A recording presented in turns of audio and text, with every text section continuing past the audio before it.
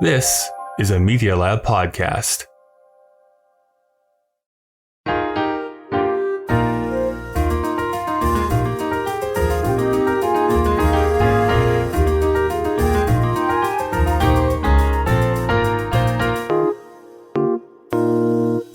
Welcome to Putting It Together, the podcast that goes through the entire body of work of Stephen Sondheim, show by show and song by song. My name is Kyle Marshall, your self-described Sondheim expert. Matthew Sampson is back here on the show to talk about the very first time a song called Johanna shows up in the musical Sweeney Todd. But he also brings along some pretty great insights. We're basically going to go right into the episode right now. Perhaps I'll go into it a little bit more in depth in a future episode, but boy, has my last couple of weeks been so swamped with with work and other commitments, and so I don't have any extra time to spend here up front. So let's just get right into the episode talking about Johanna.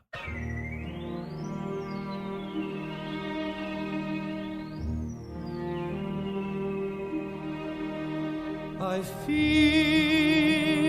you, Johanna. I feel you. I was half convinced. Matthew Sampson, thank you so much for joining me here again. Thanks for having me back, Kyle. Something that we just realized, just seconds ago, is that this is your fifth time appearing on the podcast, which does mean in the mail is going to be a smoker's jacket with the number 5 on it. So it's a very monumental time in our lives. I'm trying to catch up to William C. White. That's right. He's got like the 10 timers jacket by now, I think. Yeah, probably. His picture's up on the wall now. It's a huge deal. We are talking about this huge show, Sweeney Todd. You, of course, have proven time and time again how big of a fan of Stephen Sondheim you are, but this, I think, is a chance for you to talk about Sweeney Todd more broadly. So is this a favorite one of your Sondheim shows? Where does this rank here for you? Yeah, so it's I think I go through cycles of favorites and not favorites, and for a long time Sweeney's been right number 1, I think, for me for a while recently. Yeah. It's just especially since Sondheim's death, my favorite song in this, and it was this is the show that kind of got me into Sondheim, I think, is "Kiss Me, Ladies and Their Sensitivities." And I remember buying why that coupling. Well, so I remember my family, we used to do Barnes and Noble nights where we'd go and everyone would pick a book or CD or something and we'd take it home, back when I was preteen or something. Yeah. I remember I saw this thing, Sweeney Todd, and it was just a 1-disc thing, and I didn't realize it was an abridged version, so it didn't have Pirelli's Miracle Elixir and some other songs on it. The highlights version, yeah. So I listened to the highlights version and I heard Kiss Me / Ladies and Their Sensitivities, and it was right at I started to understand that there's a thing called counterpoint and that two people can sing different things at the same time. And it was the most, and just the way the music swells and everything's just so gorgeous. And there's both a darkness, but also a hopefulness to it. And it just it hits me in all the right spots. I just absolutely loved it. And then when the quartet comes in later and there's that, it's just, every single time I listen to it, nowadays, I'm just there was a human who wrote this. I almost want to proselytize Sondheim. He There's lived a person and he wrote who this. wrote notes and made this thing happen. Yeah, it's just so sweeping and so gorgeous. And it's I was just watching an interview with Sondheim just now, and it was he was saying his 2 favorite forms of theater are farce and melodrama, and just melodrama, the big emotions of all of this. I'm yes, give me more. Have you ever had the chance to perform any of these songs? Not perform it myself. I actually saw a really cool live production at UNC. This is maybe 5 years ago or so, but I think the woman who played Mrs. Lovett, I want to say her name is Annie Golden, who is on Orange is the New Black, which I've not seen, but she was also, if I'm getting this right, she was the original Sarah Jane Moore on the Off-Broadway Assassins. And so she played Mrs. Lovett in the version that I saw, and it was just incredible. Oh, I had to look her up. It's she would be a great Mrs. Lovett. Just looking at her picture. She's got that really, it's a very kind of Angela Lansbury sort of take, but just kind of a, what do you call it? Just an old maid, sort of very frazzled and just kind of barely hanging on to things. And she kind of played that manic thing very well. Yeah. So I know that, for instance, every time you come onto this show, you like to get into a little bit of this is why the music is working the way that it does. And I love that stuff because I really can't speak to it in any type of authority. So I want to know, specifically this this is the first time a song called Johanna appears in the show. There's 3 different versions of Johanna, although there's different melodies. This particular melody does show up consistently throughout the score. I don't know if you can delve into a little bit of like, why give this song to Anthony maybe, but also why does it work the way that it does? So it's a pretty unique song, like up to this point. First, I need to like give a shout out if I can to this like YouTube channel that I think is phenomenal. I don't know if you've seen it, but it's Into the Hoods, which does an entire musical breakdown of all the motifs that happen throughout Sweeney Todd. So like anyone who's listening should like just go listen to that because it's going to explain it much better than I will. Basically, like up until this point, like Mrs. Lovett and Sweeney, their music has been a lot of melodies based off of the Dies Irae theme, the da da da da da da dum dum. It's a stepwise kind of sinister sounding theme. Only once you get to Anthony and Johanna, like Greenfinch and Linnet Bird and this song, do you start to get these like wider jumps, like I feel you, Johanna. And so for instance, I noticed that first jump right there in Johanna is a major 6th, bum bum bum, which is the same distance of Sunday by the right. So there's just something about that distance that I think has a sort of hopefulness to it and upliftingness, and we haven't heard that yet in the show. And in fact, when I got that CD from Barnes and Noble, I kind of held my brother and my dad hostage, and we made them play it in the car. And they like the opening number, but like there was a barber and his wife is like not super hummable and like good traveling music. But then once we get to like songs like this, it's like much more melodic and flowing and kind of easier listening.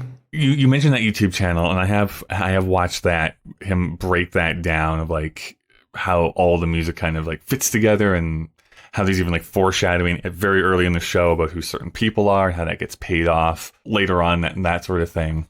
I want to know when you maybe noticed that, or was it that YouTube channel that kind of like, oh, that's what's happening, or did you kind of figure that out yourself as like the more music knowledge you got? He's talked about this in interviews, is like you may not like pick up on what it is, but you like will notice it kind of unconsciously, like, oh yeah, I've heard that theme before, just in a different sort of way. So it's actually kind of funny because like when I started off on just the highlight reel and I really knew like Kiss Me Ladies and Their Sensitivities, I would hear the look at me, miss, oh look at me, please, oh favor me with your glance. And then only when I heard the full version, I'm like, oh, that's an actual song, because Ah Miss was cut from the version that I knew, so I didn't even know that was an earlier song that was going on. And so I was like, oh, And so I think just the more you get familiar with it, the more you sort of hear these things that cross-pollinate. Like every day, I'm always like humming like ba-dum bum ba-dum bum ba-dum bum bum. Just in my head, it just kind of goes on nonstop. And then I think of it during right before Pretty Women, but you go back and that's what the Beatle is singing. Excuse me, my lord, may I suggest my lord, permission, my lord. And you start to pick up these associations the more you kind of listen closely to it. And it's not really a conscious thing all the time. For you then, this is the returning question I keep asking people for songs that feature either Anthony or Johanna. What do you feel about this like young romantic pair that we do spend a good deal of time in the show focusing on, but like they're also not in the title of this musical either. Like this is not really what the show is about. But for you, how does this integrate into like the larger themes of Sweeney Todd? Once we get into the lyrics, I think it really shows there's a clear parallel, a really kind of dark parallel. I didn't realize until as I was studying this, like between Anthony and Johanna and the judge and Lucy. And there's a lot of very strange connections between those two, and Johanna's about the same age as Lucy was when the judge like raped her and took the daughter away and everything. And it's almost like a kind of like a morality tale, I guess, is like, okay, in the past this is what happened, but maybe there's like a hopeful optimism in the future that Anthony and Johanna, like, you know, he's setting the tone, and it's a musical about people getting cooked into meat pies. And so like you don't expect the best for them by the end of it. And so it is really kind of, you're on the edge of your seat watching it because you really don't know if Anthony and Johanna are going to make it, especially, you know, when you see her dressed as a sailor and Sweeney's right about to kill her. And yeah, I was showing this a version to my friend the other day, and like they were on the edge of their seat. They're like, don't kill her. That's always so fun to watch things that you are deeply knowledgeable about and it's someone else's first time. There's something special about that. This is the other question. I know that she doesn't necessarily feature a lot in this song. I guess I should ask, for that Highlights album, do they have any of the final sequence in it or no? They cut out a big deal. They have the final Ballad of Sweeney Todd. I think they cut out all the City on Fire stuff, but they have maybe like, I think they've got like a little bit of the final reprise of like Pretty Women and the Killing Mrs. Lovett and all that stuff, I think is still in there. Okay. Because I'm wondering if like, I keep coming back to this story, but how shocked I was. Of course, I'm not watching it on stage. The very first time I'm listening to it is the full like Broadway score, the original Broadway cast, and how shocked I was to discover that the beggar woman is actually Sweeney Todd's wife. I don't know if that you had the same experience or not, or that was like, yeah, whatever. Like I read the synopsis and I knew it. I think it was spoiled because I'd read the synopsis as I was listening to the soundtrack. But it's a huge revelation just to like vicariously tell my friend's story. Like they were on the edge of their seat watching the whole thing, and as I was watching it, like again, it feels so obvious what it is. Like when the beggar woman comes up to Sweeney and is like, "Hey, don't I know you, Mister?" I was like, "Okay, just give it away, why don't you?" But like, right. Like if you know the ending, it's pretty obvious. But yeah, then it wasn't until he literally was like, "Oh no," and my friend was like, "Oh my god." Yeah, it's great. It's perfect. It's fantastic. Yeah. All right. Here's my other thing that the audience may or may not be getting annoyed with me bringing up so much. But as far as these lovers go, do you think Johanna is actually in love with Anthony?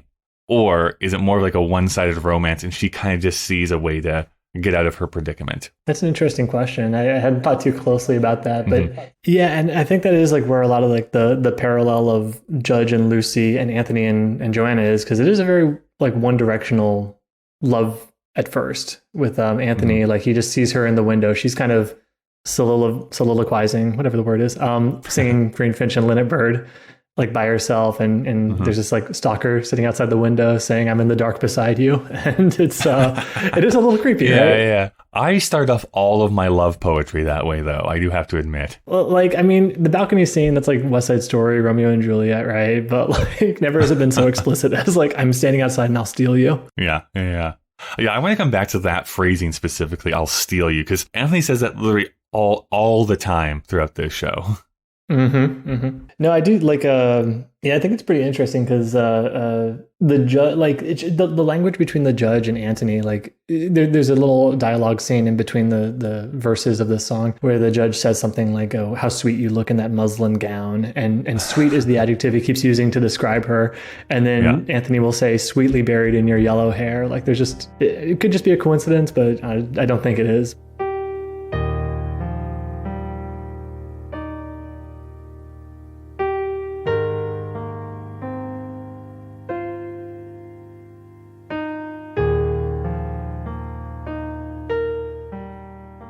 Just Kyle breaking into the episode here to let you know about some of the people and organizations that help this show continue to go. So if you'd like to help support the show for absolutely free, you can give a rating and review on whatever app you listen to podcasts in. It's greatly appreciated. And if you'd like to help monetarily, which will only help to grow and make the show better, you can do so over at our Patreon page. Please do not donate if it impacts you negatively financially. By the way, we do have a new patron this week, so thank you so much, Eric, for joining the cause. I also need to give a huge thank you to the God That's Good tier from Patreon, the Suave Sextet of Jack, Todd, Carrie, Whitty, Louise, and Christopher. Play Together is a proud member of the Alberta Podcast Network, locally grown, community supported. The Alberta Podcast Network promotes and supports Alberta-made podcasts and connects their audiences with Alberta-based businesses and organizations. This episode is brought to you by Park Power, your friendly local utilities provider in Alberta, offering internet, electricity, and natural gas with low rates, awesome service, and profit sharing with local charities. You know, in Alberta, you get to choose who to buy your internet, electricity, and natural gas from. If you switch providers, nothing changes about the delivery of these utilities to your home or business. If you have an existing contract, you're going to want to find out the terms before leaving. If you don't, then it's even easier to sign up for Park Power. You, as the consumer, have the choice of who you pay your bills to. Why not choose your friendly local utilities provider? Learn more at parkpower.ca. This week, we're also brought to you by ATB, specifically ATB Cares. With ATB Cares, giving is easy. Donate through ATB Cares and ATB will match 20% of every dollar donated to an eligible Albertan charity, maximizing the impact of your donation. Visit atbcares.com to choose your cause and donate today.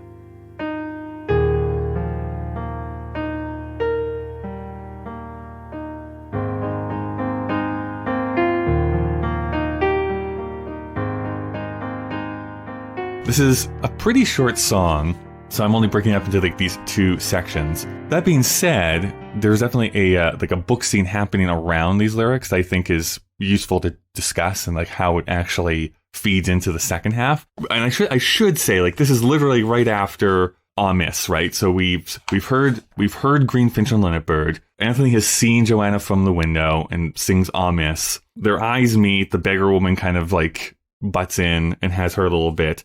Yeah, I've got the stage direction here. It says Johanna reappears at the window. Anthony holds the cage up as a present. He just bought her a cage, beckoning her down. She hesitates, smiles, nods, and then disappears into the house. He waits. Shyly, almost furtively, she slips out of the door and stands there. He moves toward her, holding out the cage, and slowly her hand goes out toward him.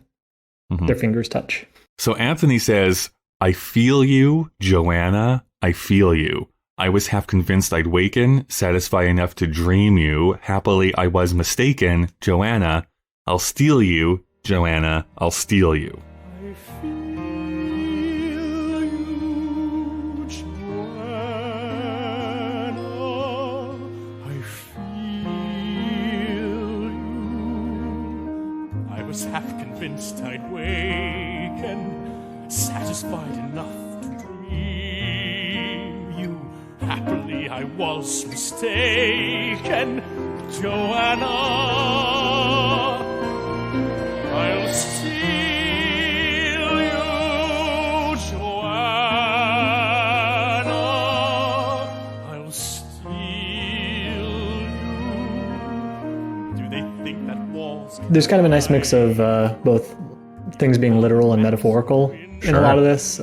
You know, he's physically like actually feeling her, and then there is a kind of spiritual feeling that they're happening with each other. He did just learn her name, so I think kind of in a similar vein as Maria from West Side Story. This is all he knows about her, so he's just singing her name over and over again. Which I just have to call out one of my favorite, very quick jokes that I think gets missed a lot of times is in Miss, actually. Not Miss. Kiss Me, which is in Kiss Me later on, where she basically asks, like, what's your name again? Like, she doesn't remember what his name is, but he definitely remembers what her name is. So yeah, Anthony. Yeah. And then I like it's a nice little image. I don't know. Can you read anything more special into? I was half convinced I'd waken, satisfied enough to dream you. It's like a nice sentiment, but I don't know if there's anything deeper going on in that part of the lyric. No, I think it's like, yeah, like it's a waking dream, right? Like you're so beautiful that this has to be some fantasy that I'm living out, and no, you actually are real. Like, this is even better because my dream was great, but reality is even better. Yeah. I've always noticed about this song is the actual word dream, which drops. So almost goes into a minor note or a minor key. Satisfied enough to dream you. It doesn't go up, it goes down. So for in like music terms, that's called a blue note, which is heard in jazz all the time. Like it's the bottom, da-da-dum. It's like the da-da-dum, trying to come back down to the main thing. And it just I think it's probably one of the most famous notes, singular notes in this whole score. It's just like a weird little blue note on that one, the word dream, and then it happens again on at your window. Yeah. Why do you think he would have done that? Well, so if you want to go music major on it and overanalyze, that leap there, to dream you, is a tritone. Again, it's the same as Maria. Yeah. It's a very dissonant jump when you go there. It doesn't feel resolved at all, and it dates back to the thing that's said about it is that's the devil's interval, because it was so dissonant that like the old churches in the 1600s were like didn't want composers to even use it because they thought it was it split the octave directly in half like harmonically, and they thought it was like conjuring the devil. So which is interesting if it's in the Demon Barber suite. It's like Fleet Street that there's a devil's interval right there on the to dream you, and it is like the first really dissonant note in this whole thing. Like the chords here, to contrast with like a lot of stuff that's happened earlier in the piece, like Ballad of Sweeney Todd or Worst Pies in London. These chords here are really open and really just kind of lush and simple. And they alternate, for anyone who's like into music theory, they alternate between what's called the 1 chord and the 4 chord, which is basically the home bass chord. And then the like kind of, it's you hear it a lot in like church music where it's like, amen, like there's a kind of nice resolution there. And so when you hear it, I think in like an unconscious way, it's kind of making you think of a sort of prayer in a way where it just alternates between the 1 and the 4 here, just like a lot of amens over and over and over again. So I guess the deeper question to ask here, and I don't know if I have a good answer for this, why have Anthony have that be sung? Like if it is like allusions to like the devil or a demon or something, wouldn't it be better to either give that to Sweeney Todd or to the judge? Why is it that Anthony sings it this way? Yeah, so Anthony, most generally, he and Johanna don't really have like that Dies Irae theme happening at all, but it does appear occasionally. And it's almost like a spectrum from like very Dies Irae to very little Dies Irae. And so like Mrs. Lovett and Sweeney Todd, because they're murdering people left and right, and the judge too, their music is all that sort of dark, devilly stuff. Anthony and Johanna aren't like perfect though, because they do like kill Fogg or whatever later in the thing. So it's like just a little touch of, little Satan in there. I prefer just a touch of Satan in my relationships, actually. Yeah. Right. Now, we kind of already mentioned this about this recurring phrase that Anthony says, like, I'll steal you, I'll steal you. He's already said it in Amis. He says in Amis, I'll steal you. He says it here, I'll steal you. He says it later on in the show that he's going to steal her. Why that word instead of like, I'm going to take you, or I'm going to, I don't know, another word instead of steal? The dumb answer is it rhymes with feel. Right, yeah. But he literally does steal her from Fogg's asylum later. So I think there's that literal interpretation to it. Also, Anthony's introduction when he's coming off the boat is he talks with Sweeney about a poor Christian would have done just that, like left you alone or whatever. So like I think it's interesting that Anthony his Christianity plays a role in his character because stealing is like one of the 10 commandments, and so it's interesting that like when this comes around, a little bit more negotiable than maybe some other sins that he might commit. Yeah. Right. And this is also where he begins to really show a lot of kind of creepy parallels to the judge, because honestly, the judge could probably sing the same song, not change a word, and just have a completely different meaning to it, just like with the same imagery of feeling and stealing. Like it is that sort of like these violating sort of words that they're both using that has like a really kind of dark connotation to them. Yeah, I like that. Talking about the judge, like inside of the stage show, this is where the song stops for a bit, and there is a book scene that happens. Now, what's interesting, unless you watch the movie version, like the Tim Burton movie version, you'll see this play out. And we would see it in a stage version too.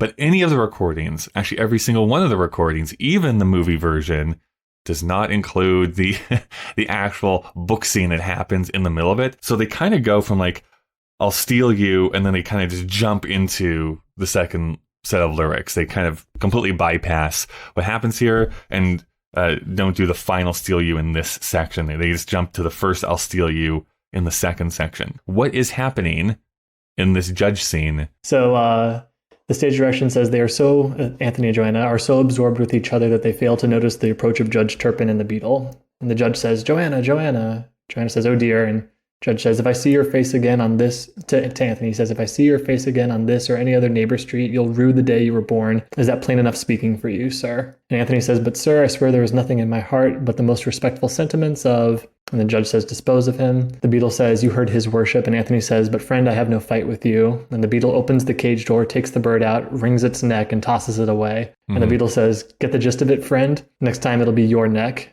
And he starts off after the judge and Johanna. And the judge tells Johanna, if I were to think you encouraged that young rogue. And Johanna says, oh, Father, I hoped always to be obedient to your commands. And the judge says, dear child, how sweet you look in that light muslin gown.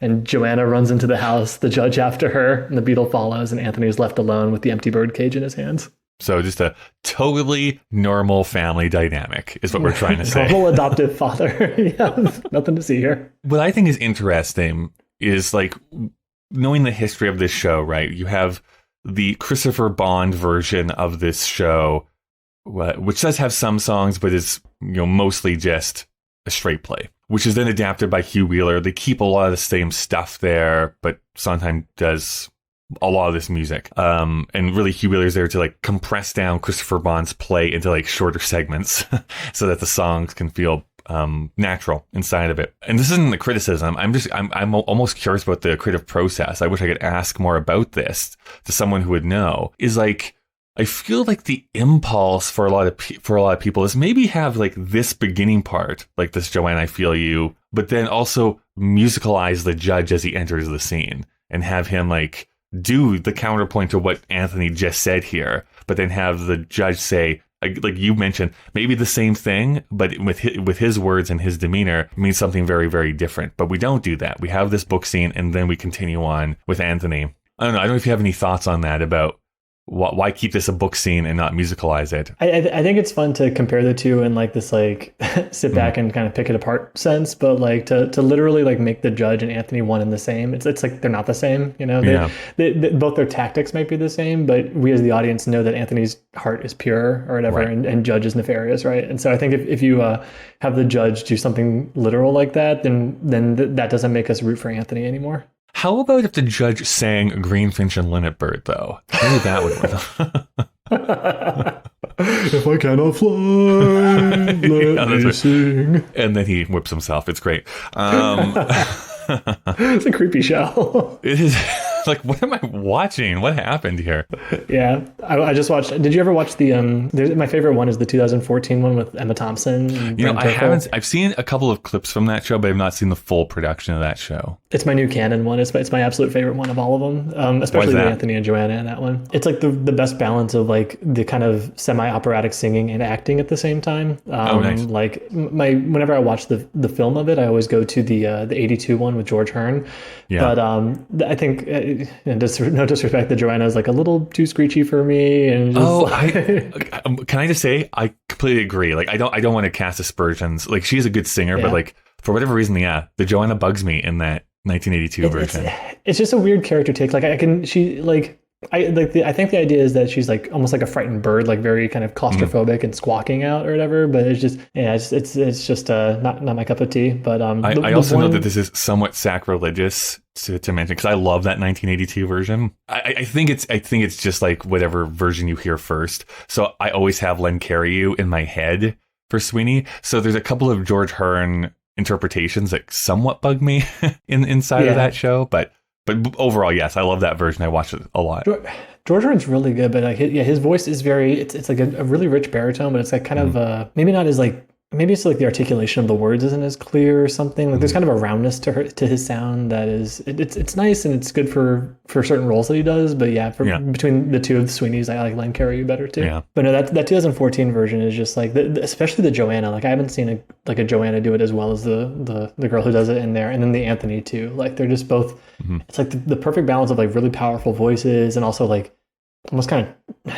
It's not childish acting, but it's very like young in love acting, and they have like just great chemistry with each other, and just I'm obsessed with it. You know what I've also discovered here, and this is a bit of Sweeney Todd foreshadowing for a later episode that I've already recorded. But I think what can sometimes get lost in the performance of Johanna specifically, not the song Johanna, the character Johanna, is that Johanna is actually kind of funny. And I think that the actresses who kind of lean into that a bit, you don't want to go full like farce or anything like that, but just enough to be like, oh, you are actually a funny character, I think do a lot to open that up and feel like she's not just the pretty young thing that Anthony's going after. It's like, oh, you're an actual person too. She does such a great thing in this version with in the Kiss Me section where she's like, with you beside me on Sunday, I'll what could I lack? And then she's like, but I'll bring my reticule. Let me take my reticule. And like it's such a hard turn between like it's so good because she's just like fawning over Anthony and just like, oh wait, I need to pack this. Hold on a second. And like just these weird little turns she makes because she's so like scatterbrained in that song, and the actress still like does it so well. And that actually brings up a thing that I was gonna say if we talked about the Tim Burton movie later. But I feel like so many of like the movie adaptations recently. I just saw the West Side Story, and I'm thinking of that. I'm thinking of the Into the Woods and the Sweeney Todd. Is like they all feel so humorless. I'm like all three of these shows are so funny, and it's just like they all feel so like we gotta like be gritty and like kind of like make it real. I just like let it be funny, like let it breathe a bit. Yeah, West Side Story is a little bit harder because like the second half of that it's pretty dire. But I do agree with the other two examples that. Especially Into the Woods, I really hate the movie version of Into the Woods. Like it really bums me out because I think you're right. It takes out all the stuff that I like about that show just so that it's like we're gonna make this like. Dark and realistic. I'm like, it's fairy tales. I don't want this to be realistic. Yeah. Like, what are we doing? Yeah. What's happening here? Yeah, it's like you get like a great cast of people and you don't serve them well.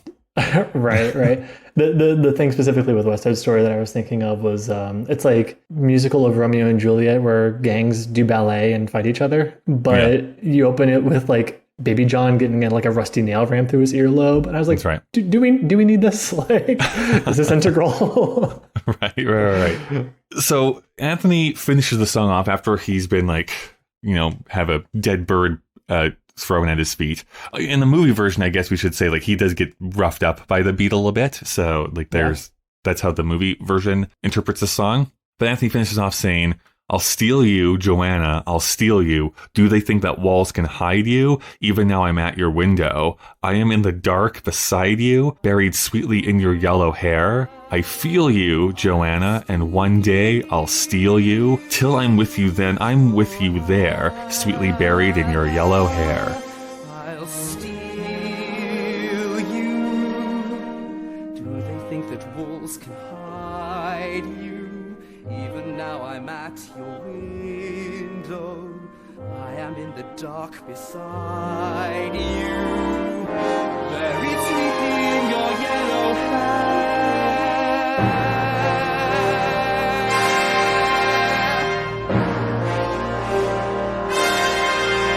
I feel you, Johanna, and one day I'll steal you. Till I'm with you, then I'm with you there, sweetly buried in your yellow hair.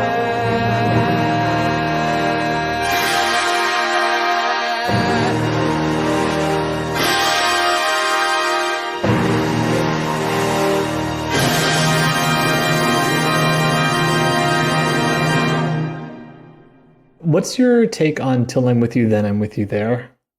That's just like I think I know what it means, but it's a very interesting phrasing for that idea.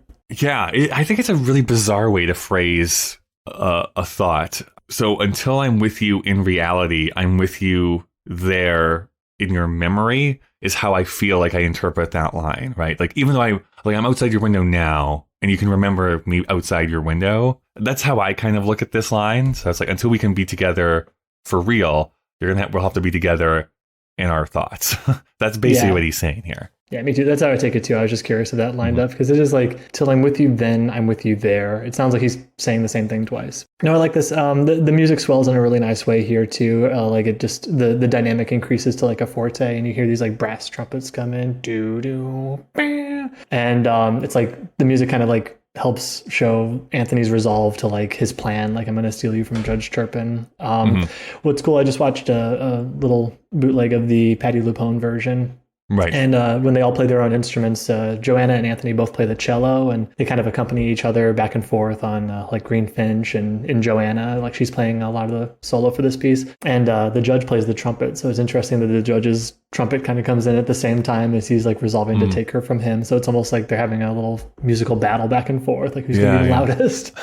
That brings up another point here. And this is why I'm always so eager to see different interpretations, because I don't really ever want to come out and be like, there's only one right way to interpret this work. At the same time, we do have two pretty big examples of like opposite ends of the spectrum. You have the original Broadway cast, which is like full orchestra, bombastic as possible. And then we do have that 2005, very stripped down, 4 or 5 instruments on stage playing it. And I still think it's effective, but is there...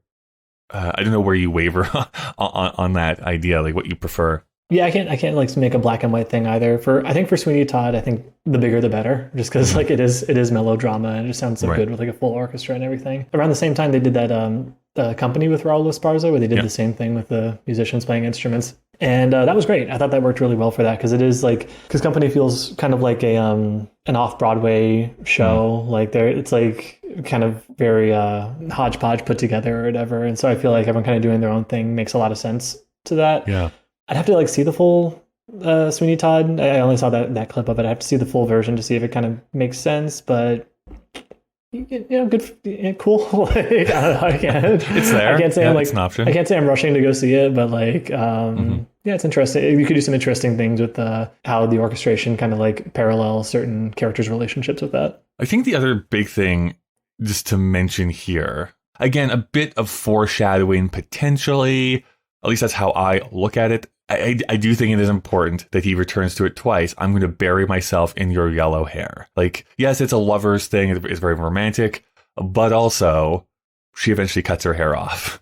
Like that, depending on how you read that at the end. Like that's a better interpretation than what I had. A much worse interpretation of that line, which is like, what was that? I think, you know, especially because the bigger woman has been like kind of doing these like come-ons with Anthony, like, how'd you like to split me muff, dear? I think there's like a sexual connotation like of burying yourself sweetly in her yellow hair, like. Oh, gotcha. Okay, yeah, for sure. Do you know what I mean? I saw someone say that's what leads into this song too. I mean, they're exactly, yeah, because musically and thematically, like they've been, you know, Sondheim's been setting up parallels between Lucy and Johanna this whole time, and then, you know, I don't think it's too far of a stretch to say there's a kind of a double entendre in like what buried sweetly in your yellow hair means in a certain sense. I should be clear too. I don't think she actually does cut her hair off, but that is what makes him rescue her from Fogg's Asylum, is coming to actually buy her hair. Yellow is also a good word because that's the only word he can use to describe her hair to Sweeney, and he's like, not exact enough. That's like, you idiot. What are you talking about, yellow? I like that moment because Sweeney Todd, for like a real brief moment, turns into like a stage mom, and it's like, no, we got to get this right. See, it's like such a weird moment. The other line I was going to mention, what do you think about "I'm in the dark beside you"? Again, I think the more literal way to read this is like, I'm in the shadows, like I'm going to be your shadow almost, right? Like I can hide away until the timing is right, and then reveal myself. I don't think it is meant to be a creepy way. It's more like, we have to play this safe so that I can actually get you out of this tough situation with the judge. So in order for me to accomplish it, I have to do it through the shadows or in the dark. And I think that that's basically what he's referring to, unless you have a different interpretation. Yeah, that makes sense. I was thinking it could be again, like either like literal or metaphorical sense here. Like this would likely be like a nighttime or evening scene or something if the judge comes back from work, and he's like literally waiting in the shadows to like rescue her. In the dark is also just like a euphemism for like not knowing things. So she's in the dark about like his name, for example, and he's in the dark about like he's in the dark about everyone's plans, like Sweeney's plans and the judge's plans for her and everything. So they're both in the dark together. And then also just going back, like if the judge saying, "I'm in the dark beside you," you know? Yeah. Very different song. So when it comes right down to it here, then, as we look at this song, do you feel like this is in your top 5, middle 5, bottom 5 of the show? Like, where would you find this? Oh gosh. This one in particular, like, I feel bad to like not rank it really high, but like it's only because there are so many good songs on the show. Yeah. I'd say the Johanna Quartet is probably like up top of the reprise in the second act. I was going to say, this is weirdly enough, and I'm including the judge's version in this, probably the one I'd rate last as far as the 3 Johannas in the show. I like the other 2 better, yeah. I'd rate the judge's one last. It's so uncomfortable. It does make you uncomfortable, but this one's good. I mean, it's good. Like it's hard to kind of describe because it's almost like this gets mutated in so many ways later. Like I love it when it comes back in "Kiss Me, Ladies and Their Sensitivities." I love it when it shows up in the Johanna reprise. Like it's so integral to the thing that like I can't really say like this by itself is this or that. You know, it's just it's all one thing. You know, it's great. Love it. Fun to sing it in the car and everything. So I always get tongue tied with the "Till I'm with you, then I'm with you there." I always get the then and there flipped around when it doesn't want to be. Yeah, Matthew, thank you so much for coming back here again. This has been really great. I think I know enough now, unless you have a new website, there's no way for people to follow you on social media unless that has drastically changed since the last time we talked. It has not. Yeah, okay. Yeah, I'm just a simple little man with a little business website, and that's it. But But I think what I've been doing this season is ending this off with probably the hardest question to answer then, which is, what is your favorite pie? My favorite pie? Shepherd's pie peppered with actual shepherd on top. Of course, yeah. Yeah. Let's say pumpkin. Oh, interesting. I always love asking this question because everyone has a different answer, but why pumpkin? I don't eat much pie, and I usually just have it around Thanksgiving. It's like a once-a-year treat, just like kind of, it warms you up, you know? Who doesn't like pumpkin pie? Yeah. I was thinking that, or my grandma makes a really nice chocolate pie, too. Oh, what wasn't like? This is such a dumb question. Is it just chocolate, or is there other stuff that goes? I don't know if it's a real thing or just a my grandma thing, but it's like just basically like a pie crust filled with like chocolate pudding, basically, but like a little stiffer. Like it's yeah. Right. Well, now I want that. Thanks, Matthew. Yeah. Thanks, Kyle.